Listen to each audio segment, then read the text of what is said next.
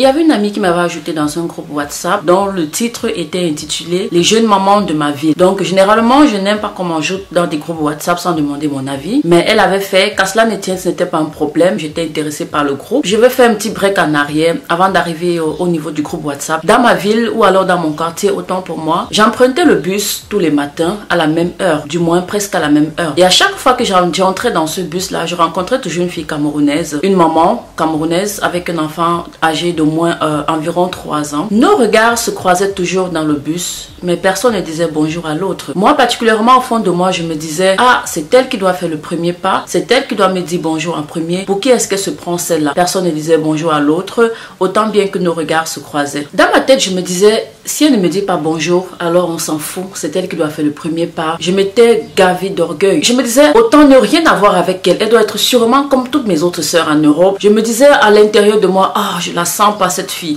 ou alors elle me salue, ou alors elle laisse tomber. Et un jour, on s'est rencontrés dans un supermarché. Elle m'a vu en premier, elle a commencé à m'observer, parce que quand je me suis retournée, j'ai vu qu'elle m'observait. Mais ce jour, c'était un jour particulier, c'était pas comme les autres jours, parce qu'elle me regardait avec un sourire. Elle me regardait de manière gentille, comme si elle voulait en fait me parler. Mais jusque là, je n'ai rien dit. Je me suis toujours mise dans ma position. Si tu ne me dis pas bonjour, ah oui, la Marie-Léonie, non, non, non, c'est toi qui dois dire bonjour en premier. Ça se passe pas comme ça avec ML. Donc tu vas dire bonjour en premier. Pourquoi ce sont toujours les autres qui doivent venir vers nous en premier? Pourquoi est-ce que nous aimons nous sentir, comme on aime bien le dire dans le langage familier? Pourquoi est-ce que nous aimons que ce soit les autres qui prennent, qui fassent le premier pas devant nous? Voilà, on revient donc à l'histoire avec le WhatsApp. Mon ami m'avait ajouté dans ce groupe WhatsApp, évidemment, comme je vous l'ai dit, d'entrée de jeu. Un jour, mon ami est venu me rendre visite à la maison. Je lui ai parlé de ce groupe. Je lui ai dit, ah, depuis que tu m'as mise dans un groupe, je ne suis même pas encore allée visiter, faire un tour. Je n'ai pas encore regardé quels sont les participants de ce groupe-là.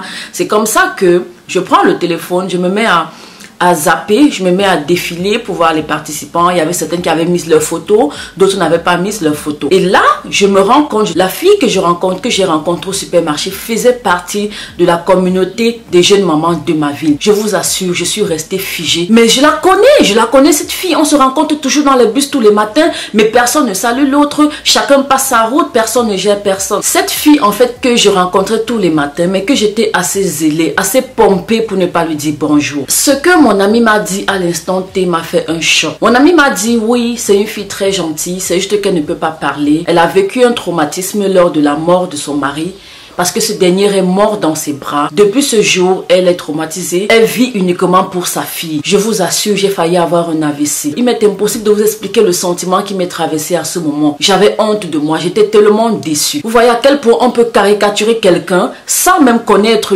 la personne. Vous voyez à quel point on peut dramatiser une situation sans même connaître ce que la personne a vécu. Mon ami m'a dit que cette fille est hyper gentille, qu'elle est hyper respectable, qu'elle est humble. Comme je vous dis, je ne sais pas comment définir le sentiment qui m'a traversé à cet instant T-là. Mais je peux vous assurer que c'est un sentiment qui m'avait fendu le cœur. Vous savez, mes amours, très souvent, on se met très vite à juger les gens sans les connaître.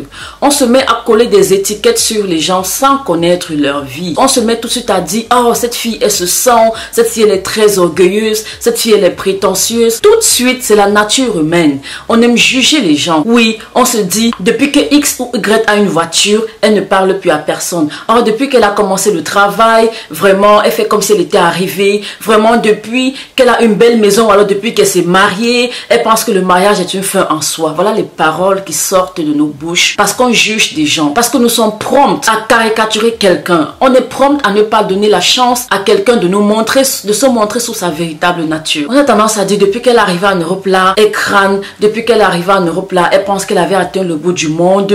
Oui, dans le jargon familier, celui-là ou celle-là aime crâner jusqu'à.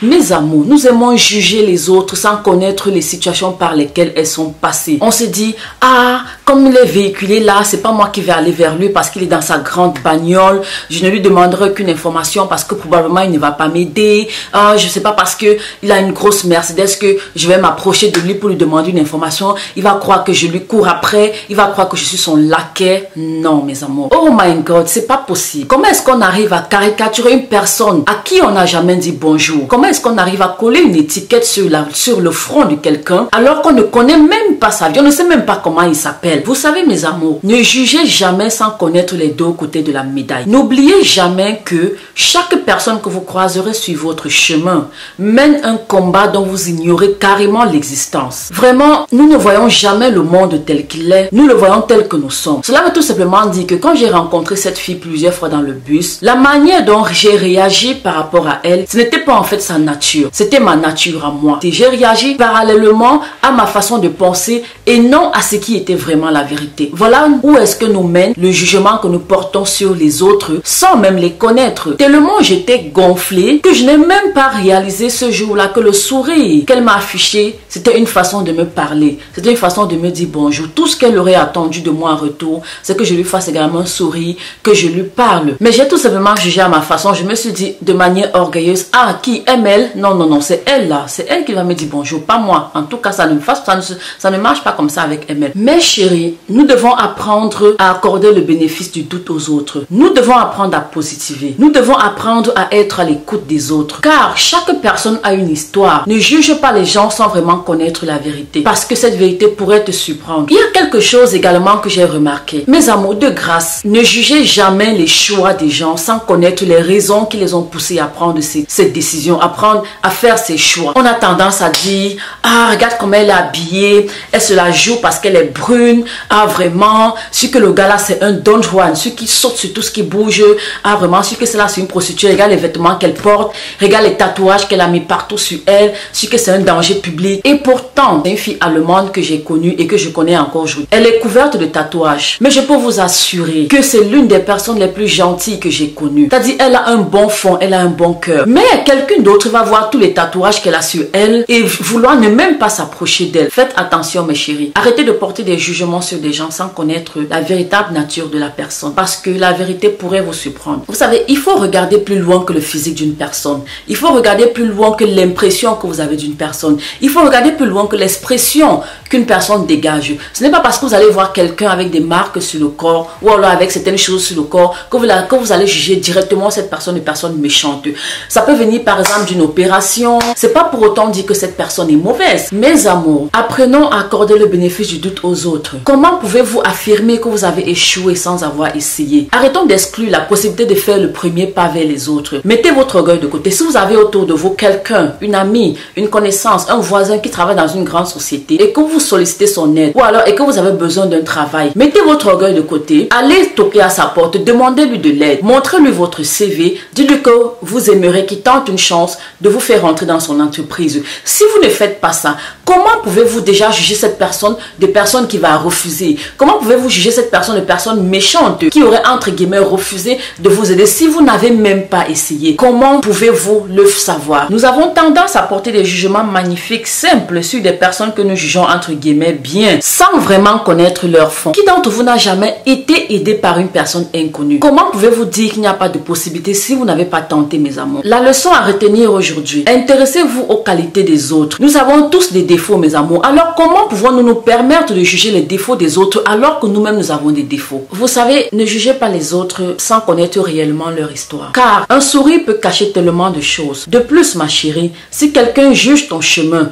alors enlève tes chaussures et donne-lui. Je peux te rassurer qu'il se taira à tout jamais. Depuis cette histoire avec cette fille, qui aujourd'hui est formidable, nos enfants jouent même ensemble, j'ai compris qu'on ne sait jamais vraiment ce que les gens traversent. Alors il faut prendre le temps de réfléchir avant de juger les gens. Il faut prendre le temps de réfléchir avant de critiquer les gens.